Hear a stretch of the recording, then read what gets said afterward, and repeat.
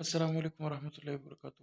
وقت اور ریسورسز کی قلت ہونے کے سبب میں نے جو ہے اب کون اسٹینڈ وغیرہ رکھے، تو میں نے یہ ڈائریکٹ جو ہے نا ویڈیو بنانے کا سوچا، اور یہ اس لیے کیونکہ اکثر لوگ سوال کرتے رہتے ہیں، تو میں نے سوچا کہ ہم ایک ویڈیو بناتے ہیں اور اس کے اندر لوگوں کو گائیڈ لائن مل جائے گی۔ دیکھیے، سب سے پہلے تو علم حدیث حاصل کرنے کے لیے یا ان معاملات کو سمجھنے کے لیے جو محمد علی مرزا اور یہ سارے ایشو جو پھیلا ہوا ہے، سب سے پہلے آپ کو سمجھنا پڑے گا کہ متقدمین کا منہج کیا ہوتا ہے۔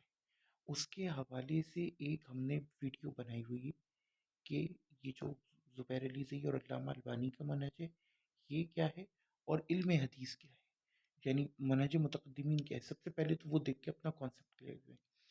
پھر آپ کو تین کام کرنے ہیں۔ سب سے پہلے آپ یہ دیکھیں گے کہ آپ کی عمر کتنی ہے، اس کے بعد آپ یہ دیکھیں گے کہ آپ کا پروفیشن کیا ہے، یہ آپ نے خود جج کرنا ہے۔ اس کے بعد پھر آپ نے یہ بھی دماغ میں رکھنا ہے کہ اس سب کے بعد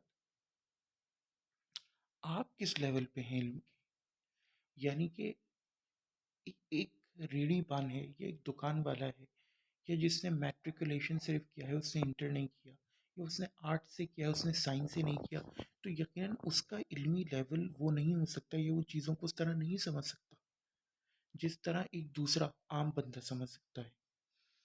تو لہٰذا آپ کو سب سے پہلے اپنے آپ کو اینالائز کرنا ہوگا، جج کرنا ہوگا۔ اس کے بعد آپ آگے بڑھیں گے اور یہ دیکھیں گے۔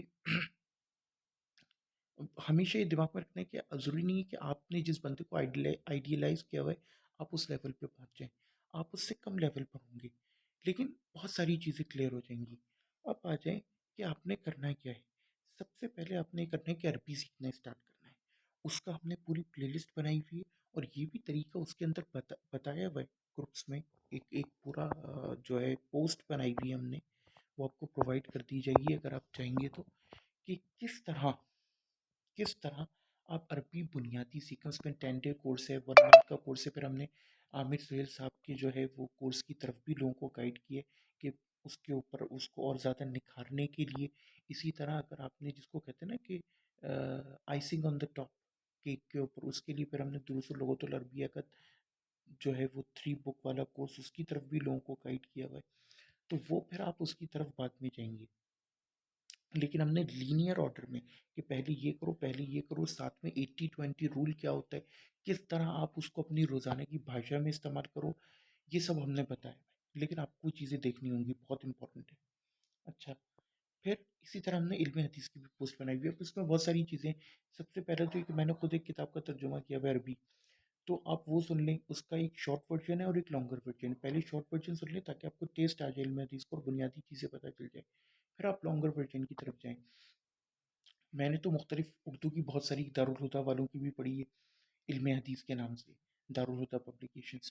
آپ اور بھی کتابیں پڑھ سکتے ہیں، لوگوں نے مختلف کتابیں ایڈوائز کی ہیں، لیکن پھر اس کے برخلاف بھی ایڈوائز کر دی کیونکہ اس کے اندر پرابلمس جیسے 23 مصطلحات یہ جو ہے تہان صاحب کی، اس کے اوپر جو اصطلاح الاصطلاح کے نام سے غالباً تو وہ کی ہوئی ہے، تو وہ پھر وہ ایک جو ہے نا ایڈوانسڈ لیول ہے۔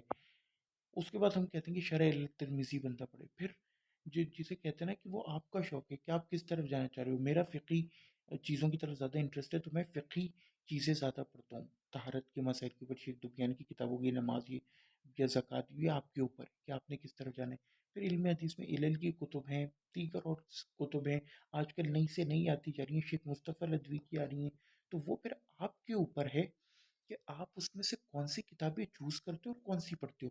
بنیادی آپ نے صرف 2 کتابیں، تقریب مصطلحات المحدثین اور شرح علل ترمذی پڑھ لینا ہے، تو آپ کے معاملات کافی حد تک کلیئر ہو جائیں گے۔ باقی یقین ہے اگر میں کتب پہ آؤں تو میرا تو کمرہ تقریباً بھر چکا ہے، اور ابھی میں نے خود اس میں سے 80% کتب نہیں پڑھی ہیں، یا 60-70%۔